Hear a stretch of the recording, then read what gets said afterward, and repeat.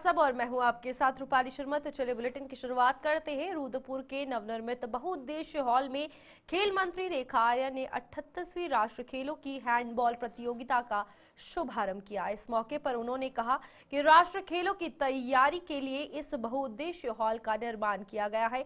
यहाँ के भावी खिलाड़ियों के लिए ये बहुत लाभकारी सिद्ध होगा। खेल मंत्री रेखा आर्या ने कहा कि इन राष्ट्रीय खेलों के चलते रुद्रपुर को साइकिलिंग, वेलोड्रोम, बहुउद्देश्य हॉल और शॉटगन शूटिंग रेंज के रूप में 3 तोहफे मिले हैं। इन खेल अवस्थापनाओं में प्रैक्टिस करके भविष्य में ओलंपिक स्तर के खिलाड़ी तैयार होंगे। उन्होंने कहा कि अगर 2036 में भारत को ओलंपिक की मेजबानी मिलती है तो रुद्रपुर भी अब ओलंपिक इवेंट कराने के लिए दावेदार बन जाएगा।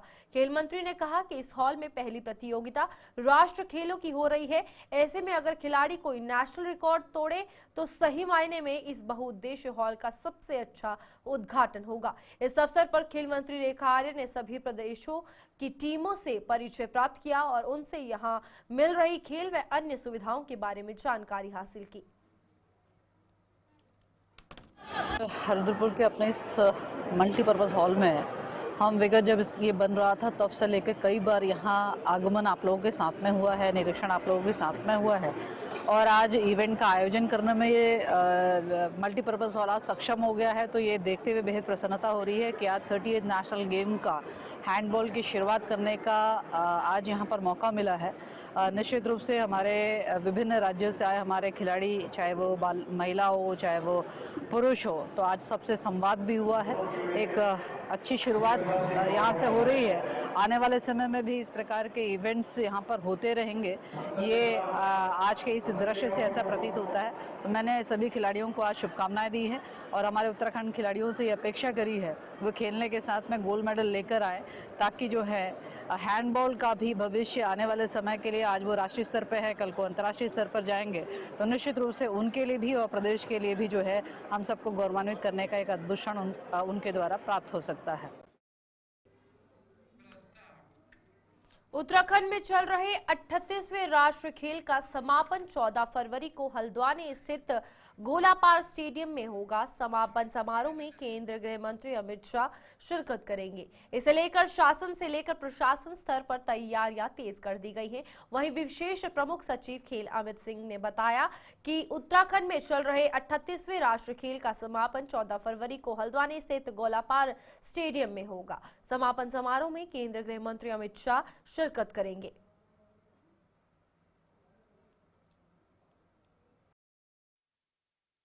देखिए, हमारे समापन समारोह जो 14 तारीख का तय है, जिसमें गोलापार में स्टेडियम में हो रहा है और इसमें काफ़ी बढ़िया कार्यक्रम होगा, रंगारंग कार्यक्रम भी होगा और जो एथलीट रिकॉर्ड ब्रेकर होंगे, टीम शील्ड ट्रॉफी होगी, ये लोग उनको वहाँ पे प्रदान किया जाएगा। माननीय गृह मंत्री जी का आने का है, तो इस तरह से हम लोग प्रोग्राम की रूपरेखा तैयार कर लिए हैं और हल्द्वानी में इसको लेकर बृहद रूप से तैयारियां भी हो रही हैं।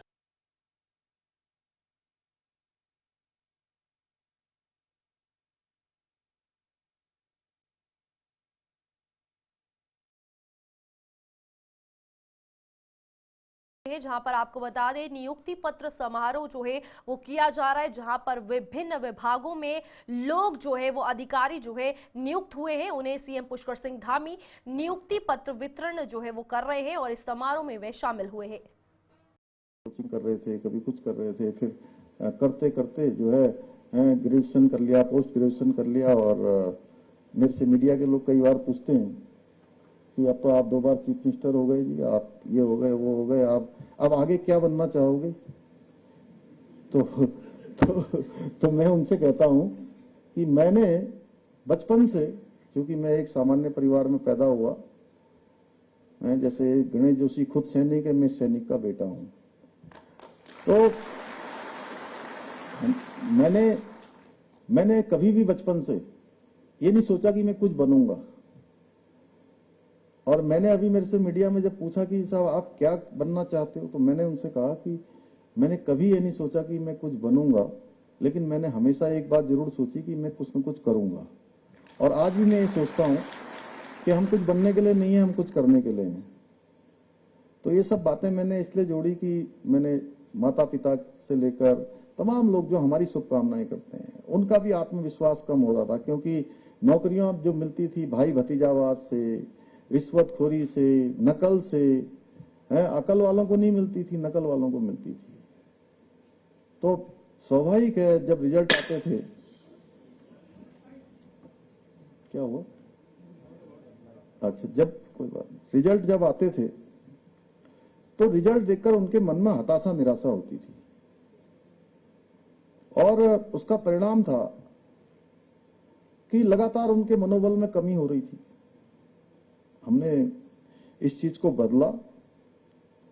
आज नौकरियां केवल और केवल नकल के आधार पर नहीं मिलती है, पेपर लीक नहीं होता है, कोई भी भ्रष्टाचार नहीं होता है, कहीं पर क्वेश्चन बैंक आउट नहीं होता है, पेपर लीक की कोई घटना नहीं होती है।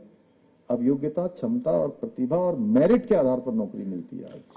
आज ये समय बदल गया है, और हम नकल का सबसे कड़ा कानून, नकल विरोधी कानून लेकर आए। सैकड़ों की संख्या में जो नकल माफिया थे, उन नकल माफियाओं को हमने जेल की सलाखों के पीछे भेजने का काम किया। आप सब जानते हैं कि यहां देहरादून में जब हमने इन नकल माफियाओं के खिलाफ कार्रवाई करी तो अनेक प्रकार के यहां पर आंदोलन चलाने का काम भी हुआ। लोगों ने छात्रों को भी मोहरा बनाने का काम भी, प्रयास भी किया। लेकिन मैं बधाई देना चाहता हूं उत्तराखंड के सभी नौजवान युवाओं को, हमारे छात्रों को, हमारे उदयमान भविष्य को, कि जिन्होंने, जो किसी के बहकावे में नहीं आए और उन्होंने बहुत जल्दी ये समझ लिया कि सरकार जो है हमारे लिए सही काम कर रही है, और बड़े बड़े आंदोलन करने की कोशिश करी, तमाम प्रकार की हिंसा करने की कोशिश करी, सरकार के खिलाफ आंदोलन खड़ा करने का प्रयास किया कि सरकार किसी तरह से इन नकल माफियाओं के दबाव में आ जाए। भाइयों बहनों, हमने कहा कि हम युवाओं के भविष्य के साथ, हमारे प्रदेश के भाई बहनों के भविष्य के साथ किसी प्रकार का खिलवाड़ नहीं होने देंगे, चाहे इसके लिए हमको कितने भी विरोध का सामना क्यों ना करना पड़े। और सैकड़ों नकल माफियाओं को हमने जेल की सलाखों के पीछे भेजा, और जो उनकी मदद करने वाले थे उनको जेल के पीछे भेजा। उसी का परिणाम है कि आज पूरी पारदर्शिता के साथ भर्ती परीक्षाएं आयोजित हो रही हैं और हजारों योग्य युवाओं को नौकरी मिल रही है। अब मुझे कई सारे माता पिता मिलते हैं जो कहते हैं पहले हमारे बच्चों का एक परीक्षा में भी चयन नहीं हो पा रहा था, और सच बताऊं तो नकल कानून के आने के बाद प्रक्रिया, जो चयन की प्रक्रिया है वो पारदर्शी होने के बाद अब हमारे भाई बहनों को, आप में से भी बहुत सारे लोग होंगे जिसका हो सकता है कि दूसरी जगह भी कहीं सिलेक्शन हुआ होगा। कुछ लोग हैं ऐसे, कुछ लोग होंगे जरूर हैं। अरे क्यों इतना शर्मा के क्यों हाथ खड़ा कर रहे हैं? अरे देखिए कितने लोग हैं।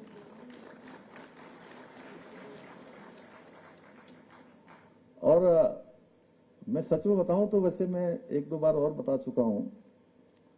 मैं आज से लगभग 1.5 साल पहले एक दिन अपने गांव में गया था अपनी माताजी से मिलने। तो प्रातःकाल में जब भी वहां होता हूं तो उसके बाद मेरी कोशिश रहती है कि मैं जो भी 100, 200, 400, 500 लोग होते हैं वहां मैं उनको एक जगह पर मिलता हूं। 1 घंटा लगे, 1.5 घंटा लगे, मैं उनसे मिल के आता हूं।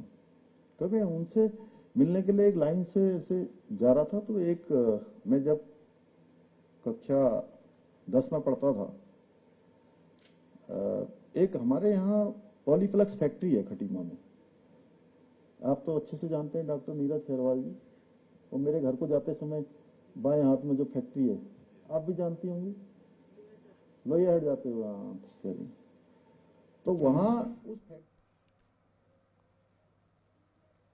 आगे बढ़ेंगे, जहां पर दिल्ली में मतगणना अभी निरंतर जारी है, लेकिन शुरुआती रुझानों में भारतीय जनता पार्टी को यहां पर बड़ी जीत मिलती हुई नजर आ रही है। तो वहीं इन रुझानों को देखते हुए उत्तराखंड में भी भारतीय जनता पार्टी के कार्यकर्ताओं में एक उत्साह देखने को मिल रहा है। दिल्ली में भारतीय जनता पार्टी जीत की तरफ अग्रसर है। इसको लेकर प्रदेश अध्यक्ष महेंद्र भट्ट का कहना है कि दिल्ली की जनता अब आम आदमी पार्टी की चेहरे को पहचान चुकी है। आम आदमी पार्टी ने केवल दिल्ली में भ्रष्टाचार किया और जनता को गुमराह करने का काम किया। उसी का परिणाम है कि जनता ने भारतीय जनता पार्टी को भरपूर आशीर्वाद दिया है। तो वहीं महेंद्र भट्ट ने यह भी कहा कि उत्तराखंड के प्रवासी जो दिल्ली में चुनाव लड़ रहे हैं वह भी बड़ी जीत की तरफ अग्रसर है। वहीं महेंद्र भट्ट ने यह भी कहा कि मुख्यमंत्री पुष्कर सिंह धामी की सराहना करते हुए सीएम धामी ने दिल्ली जबरदस्त प्रचार प्रसार किया और इस जीत में एक अहम भूमिका निभाई है। दिल्ली का रुझान नहीं बल्कि अब दिल्ली का परिणाम आने प्रारंभ हो गया और मैं कह सकता हूं कि दिल्ली का जनादेश ये भारतीय जनता पार्टी के मोदी जी के कार्यों पर एक बहुत बड़ी जनता की मोहर है। जिस प्रकार से अभी तक दिल्ली की जनता को गुमराह किया गया, लगातार झूठे वादे करके जनता को दिग्भ्रमित किया गया और सत्ता में ऐसे लोग आए जिनका केवल भ्रष्टाचारी अपना एक उद्देश्य रहा। ऐसे लोगों को दिल्ली की जनता नकारा है। मैं उत्तराखंड की ओर से दिल्ली की जनता का आभार व्यक्त करता हूं। खासतौर पर उत्तराखंड जो हमारे भाई बहन जो दिल्ली में प्रवासी के रूप में हैं, उन्होंने जिस प्रकार से एक तरफा वोट भारतीय जनता पक्ष में किया है। हमारे दोनों प्रत्याशी मोहन जी भी, बिष्ट जी भी और नेगी जी भी अच्छे मतों से चुनाव जीत रहे हैं। इस बात का संकेत है कि दिल्ली के अंदर भारतीय जनता पार्टी के जो प्रवासी उत्तराखंडी है उनको भी बड़ी संख्या में उनका समर्थन प्राप्त हुआ है। प्रदेश के माननीय मुख्यमंत्री जी का लगातार 24 सभाएं दिल्ली के अंदर करना, मेरा और हमारे अनेकों लगभग 100 से ज्यादा कार्यकर्ता उत्तराखंड से गए थे, उन सब ने भी बूथ स्तर पर जो प्रबंधन किया उसका भी एक अच्छा परिणाम दिल्ली में देखने को मिला है। अपर जिला अधिकारी पीएल शाह ने हर्षिल में होटल होम स्टे व्यवसायों के साथ बैठक की है। बैठक में प्रधानमंत्री मोदी के प्रस्तावित मुखवा हर्षिल आगमन की तैयारियों को लेकर चर्चा की। अपर जिलाधिकारी ने कहा कि फरवरी माह में प्रधानमंत्री नरेंद्र मोदी के शीतकालीन यात्रा के आने से यहां पर्यटन तीर्थटन को हर्षिल घाटी को नई पहचान मिलेगी। प्रधानमंत्री के आने की तैयारी में बिजली, पानी, सड़क, शौचालय, सौंदर्यीकरण के कार्य किए जा रहे हैं। पर्यटन अधिकारी कमल किशोर जोशी ने कहा कि प्रधानमंत्री के स्टाफ, सचिवों, कर्मचारियों के लिए होटलों, होमस्टे में 2 व 3 दिन रहने की व्यवस्था के लिए सभी स्वागत की तैयारियां करें। पर्यटकों को स्थानीय घड़बोझ संस्कृति के रूबरू करवाने के लिए और अध्यक्ष होटल एसोसिएशन शैलेंद्र सिंह मटूरा ने कहा कि प्रधानमंत्री के आगमन से होटल व्यवसायी बहुत खुश दिख रहे हैं और बेसब्री से इंतजार कर रहे हैं। उनके आगमन से गंगा घाटी पर्यटन उद्योग को काफी पहचान, प्रचार प्रसार से मिलने के आसार दिख रहे हैं। साथ ही भविष्य में ज्यादा पर्यटकों, यात्रियों के शीतकाल में आने से आर्थिकी भी मजबूत होगी। अभी हम लोग हर्षिल में हैं और यहाँ पर माननीय प्रधानमंत्री जी के प्रस्तावित जो भ्रमण कार्यक्रम है, मुखवा में माँ गंगा का जो मंदिर है जहाँ पर शीतकाल में माँ गंगा के दर्शन किए जाते हैं, यहाँ पर माननीय प्रधानमंत्री जी के प्रस्तावित भ्रमण कार्य के दृष्टिगत आज हम लोगों ने जो झाला से लेकर के धराली तक के जितने भी हमारे होटलियर्स हैं उन लोगों के साथ हमने वार्ता करी है। और वार्ता के मुख्य बिंदु ये रहे कि उस दौरान जो हमारे अतिथि लोग आएंगे, हमारे डिग्नेटरीज जो आएंगे, अधिकारी लोग जो आएंगे, उनके और जो गाँवों से हमारे दूर दराज गाँवों से जो लोग आएंगे उनकी रहने की व्यवस्था पर हम लोगों ने अपने जो होटलियर्स हमारे ब्रदर्स हैं उन लोगों के साथ हमने चर्चा करी है और उनसे अपेक्षा करी है कि चूँकि हमारी जो कल्चर रहा है वो और है भी अतिथि देवो भव, तो उसी पे हम लोगों ने चर्चा करी है कि किस तरह से हम लोग रहने की व्यवस्था करेंगे, खाने की व्यवस्था करेंगे, उसी में जो बिजली, पानी की तमाम व्यवस्थाएं हैं उन पर भी हमारी चर्चा हुई है। और ये जो चर्चा हमारी बहुत ही अच्छी रही है, बहुत सकारात्मक रही है।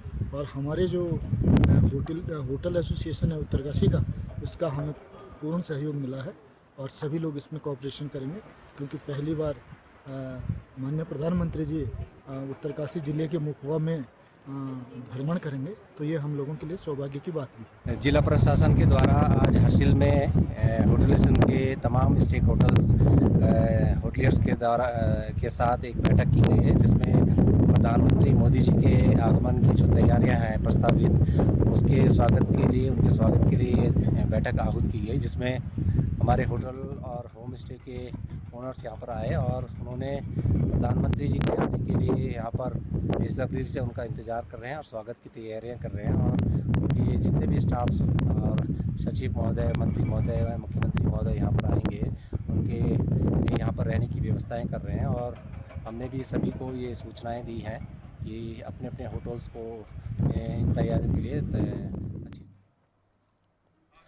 धामी मंत्रिमंडल में रिक्त चल रहे 4 मंत्री पदों को भरने का विषय फिर से चर्चा में है। वहीं भाजपा प्रवक्ता हनी पाठक ने कहा कि इन प्रक्रियाओं पर जल्द ही केंद्र और राज्य सरकार मिलकर निर्णय लेगी कि किसे हटाया जाए और किसे मंत्रिमंडल में शामिल किया जाए। आगे उन्होंने कहा कि कैबिनेट विस्तार पर पार्टी में चर्चाएं चल रही है और जल्द ही इस पर निर्णय लिया जाएगा। वहीं कांग्रेस प्रवक्ता प्रतिमा सिंह ने कहा कि भाजपा कैबिनेट विस्तार पर कई बार चर्चा कर चुकी है, लेकिन धामी सरकार कैबिनेट विस्तार पर निर्णय नहीं ले सकती है। आपको बता दें कि मुख्यमंत्री पुष्कर सिंह धामी ने मार्च 2022 में जब दूसरी बार शपथ ली थी, तब उनके मंत्रिमंडल में 3 मंत्री पद रिक्त रह गए थे। संवैधानिक बाध्यता के अनुसार राज्य मंत्रिमंडल में मुख्यमंत्री समेत 12 मंत्री ही हो सकते हैं। तब तय किया गया था कि 3 मंत्री पदों को बाद में भरा जाएगा। इस बीच कैबिनेट मंत्री चंदन रामदास के निधन के कारण एक और मंत्री पद रिक्त हो गया। देखिए, ये सारी प्रक्रिया हमारे केंद्र की सरकार और राज्य की सरकार मिलकर एक साथ निर्णय लेगी और क्या मंत्री को हटाया जाएगा, क्या किसको नया पद दिया जाएगा, इस पर लगातार विचार किया जा रहा है और विचार करने के बाद जल्द ही इसकी घोषणा करी जाएगी। हमारे यशस्वी प्रदेश अध्यक्ष जी ने इस बारे में खूब भी बात करी है कि जो कैबिनेट का विस्तार होना है उस प्रक्रिया पे लगातार काम चल रहा है और इस पर जल्दी ही निर्णय लिया जाएगा और कैबिनेट का विस्तार जल्द ही किया जाएगा। इस बारे में चर्चाएं जो है बहुत गर्म पिछले बार भी थी, लेकिन 2 पद जो है खाली है कैबिनेट में, उसके बावजूद धामी जी के पास इतनी भी पावर नहीं है, नजर आ रही है कि वो अपने जो है कैबिनेट का विस्तार भी कर सके और जो पद खाली है उन पे अपने पसंद के लोगों को ले सके और जिनके पास अधिक भार है उनका जो भार है वो कम करने का कार्य कर सके। दूसरी बात, कई ऐसे मंत्री भी हैं जिनकी ऐसी शिकायतें भी हैं लोगों की तरफ से, जनता की तरफ से, कि जनता उनके कार्यों से खुश नहीं है और अभी उसका परिणाम आपने निगम और निकाय चुनावों में भी देखा कि कई क्षेत्रों में जहां मंत्री खुद थे वहां पर भारतीय जनता पार्टी के लिए परिणाम अच्छे नहीं थे। उसके बावजूद भी अगर आप उनके खिलाफ कुछ नहीं कर पा रहे हैं और अपने पसंद के लोगों को नहीं ला पा रहे हैं, तो बिल्कुल मुझे लगता है कि धामी जी के पास सत्ता नहीं है, सत्ता दिल्ली से चल रही है और दिल्ली वाले ही वहां बैठ के तय कर रहे हैं कि किसको आपको मंत्री बनाना है और किसको नहीं बनाना है, किसको रखना है और किसको नहीं रखना।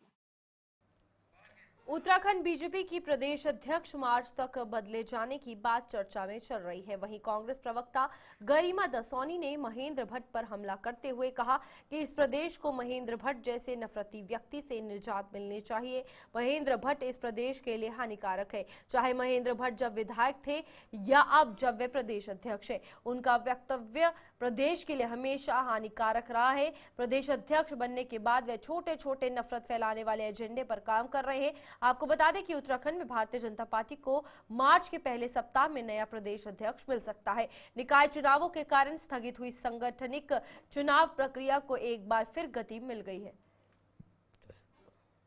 ये अंदरूनी मैटर है कि उनके वहां प्रदेश अध्यक्ष कौन आएगा कौन नहीं आएगा, लेकिन हाँ, इस प्रदेश को महेंद्र भट्ट जैसे नफरती व्यक्ति से जरूर निजात चाहिए, क्योंकि महेंद्र भट्ट इस प्रदेश के लिए हानिकारक हैं। जितने वक्तव्य उनके बद्रीनाथ के विधायक के तौर पर आए 2017 से 22 के बीच में, वो भी इस प्रदेश के सौहार्द और समरसता के लिए हानिकारक थे, बहुत डेंजरस थे। और एक प्रदेश अध्यक्ष बनने के बाद तो जिस तरह से सांप्रदायिक माहौल उत्पन्न करने की कोशिश की गई, पुरोला में, उत्तरकाशी में, विकास नगर में, जगह जगह छोटी छोटी पॉकेट्स में जो है सांप्रदायिक माहौल बनाने की कोशिश करी गई, तुष्टीकरण का माहौल बनाने की कोशिश की गई और किस एजेंडे को लेकर महेंद्र भट्ट चलते हैं वो सबको पता है। इसलिए महेंद्र भट्ट का तो कल करे सो आज कर, आज करे सो अब, पल में प्रलय होएगी, बहुरी करेगा कब। ये कहना चाहती हूँ भाजपा से कि जल्द से जल्द बदला जाना महेंद्र भट्ट को।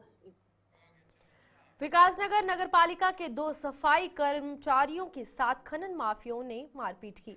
आपको बता दें, सफाई कर्मचारी संघ के पदाधिकारी कोतवाली विकासनगर के बाजार चौकी पहुंचे और मारपीट करने वाले खनन माफियाओं पर मुकदमा दर्ज करने की मांग की। सफाई कर्मचारियों ने अपने कूड़े से भरे हुए वाहनों को बाजार में ही खड़ा कर दिया और कहा कि जब तक उन्हें न्याय नहीं मिलता तब तक वे काम पर वापस नहीं जाएंगे और ना ही कूड़ा उठाएंगे।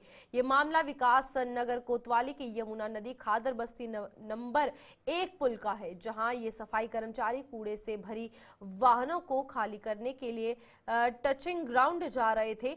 वहीं उनके गाड़ी से उड़ते धूल के गुब्बार से खनन माफिया परेशान हो गए और उन्होंने सफाई कर्मचारियों के साथ गाली गलौज और मारपीट कर दी।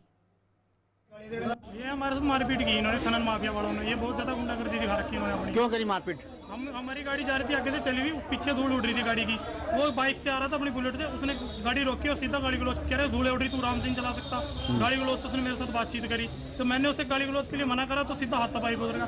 भाई का भी मारे और मेरा भी। क्या आपको पुरानी रंजिश तो नहीं थी आपकी? नहीं भाई जी, कुछ भी नहीं, हम तो हर रोज गाना जाना है वहाँ पे। ऊँट प्राणी तो है ही नहीं कुछ भी। फिर आप चौकी आया रिपोर्ट करा रहे हैं? आप रिपोर्ट कराएंगे सर उसके। ये घटना कहाँ हुई आपके साथ? ये नीचे 1 नंबर पुल से नीचे जहाँ पोस्टमार्टम हुआ है। भैया जी, मैं इनमें बेहसा बताई हुई, उसने गाली दी आपकी। किसने गाली बकी? जो जिसके साथ हमारे को जिन्होंने मार पिटाई गई, उसने हमें रोका, हाथ दिया, तो भैया रुक गए। तो उन्होंने कहा से 3 किलोमीटर की आराम से चला ले। तो उसका जो गाली देगा भैया कौन सुनेगा? भाई गाली तो ना दे, आराम से बोल ले। फिर कहा तो यार समझा रहा, मैं क्या था, नशे में था, क्या में था, तो समझा रहा मैं, तुम इससे चला कर गाड़ी, ऐसी ऐसी बात की। फिर भाई जी निकल के बाद फिर उन्होंने 3-4 जने थे। जिसने मारा वो क्या चला रहा था? वो बुलेट पे था। अच्छा, मारा क्यों? मारा क्यों? भाई जी वो गाली दे रहे थे, भैया उतर गए, नो गाली तो दे, आराम से बोल ले। हम आराम से चलाना, आराम से बोल, दूर तो उड़ेगी भैया, कच्चा रास्ता है।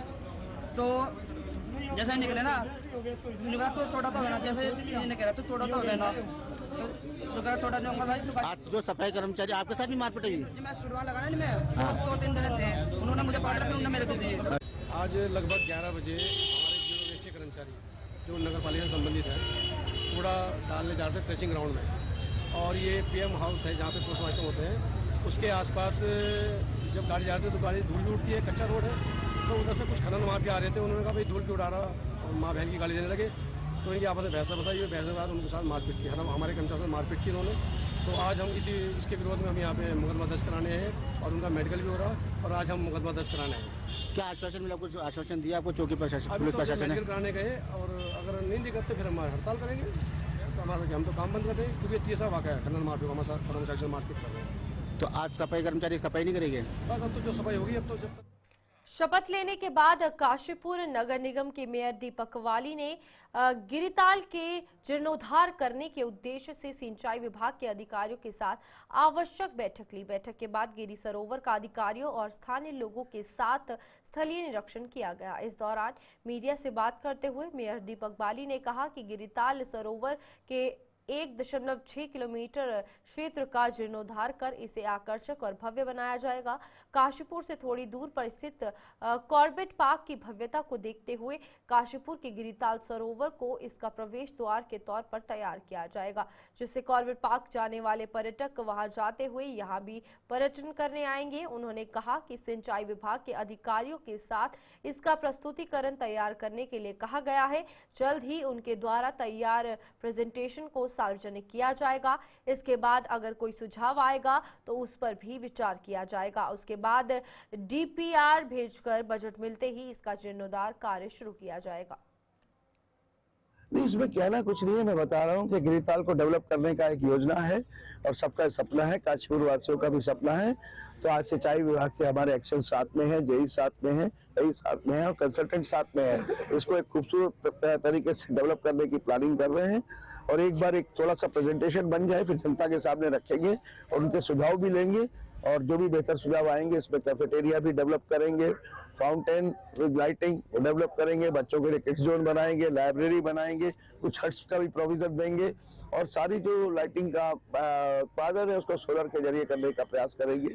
तो अभी एक कॉन्सेप्ट लेवल पर आज विजिट करी थी, क्योंकि ये 1.6 किलोमीटर का पूरा राउंड है, ये लगभग 1.5 किलोमीटर के आसपास का बहुत बड़ा स्पेस है। तो आज जबकि मैं घूम रहा था पीछे, तो मैंने कई लोगों से पूछा कि इस साइड कभी आए हो, तो एक जने के अलावा बाकी लोग मिले नहीं कि मतलब कभी आई नहीं, देखा नहीं, इतनी जगह है ये, और ये खूबसूरत तरीके से डेवलप करके और काशीपुर की जनता को सौंपेंगे। इसको मैं चाहता हूँ कि इसको कॉर्बेट पार्क जो वर्ल्ड फेम का है उसका एंट्री पॉइंट बना दिया जाए कि काशीपुर की जनता के अलावा जो टूरिस्ट है आने वाला वो भी यहाँ पर आए। और ये वैसे भी आप जानते हैं कि माननीय मुख्यमंत्री श्री पुष्कर सिंह धामी जी की योजना में सीएम घोषणा में था, लेकिन इसका बजट 6.5 करोड़ के आसपास उसमें रखा था जब केवीएन के पास था, लेकिन अब ये सिंचाई विभाग के पास है। तो पहले प्रोजेक्ट बनाएंगे फिर देखते हैं इसमें कितने बजट की जरूरत पड़ेगी। धार्मिक धरोहर भी है और आसपास जो आपने कहा कि मंदिर भी हैं, तो उनको क्या मंदिरों को भी इसको इस योजना में मंदिरों का जिम्मेदार शामिल रहेंगे। उनको भी वो तो देखिए बड़ी मतलब उनको ऐसे कैसे छोड़ सकते हैं कि पूरा प्रोजेक्ट बना दे और मंदिर को, उसके रिलीजियस पॉइंट है यहाँ पर। ये लोग काशीपुर की जनता सुबह शाम दोपहर हर समय आपको इन दोनों महत्वपूर्ण मंदिरों में दिखती है, तो उस बात का भी ध्यान रखा जाएगा। मंदिर से पास में है तो फूड पॉइंट जो है क्या उसमें जो है नहीं वो रिलीजियस बनेगा, हाँ वो धार्मिक स्थल के हिसाब से ही डेवलप किया जाएगा, कोई भी इस तरीके का यहाँ पर वो नहीं हो। चलिए बुलेटिन के लिए अभी में इतना ही। खबरों का सिलसिला आगे भी जारी रहेगा। नमस्कार।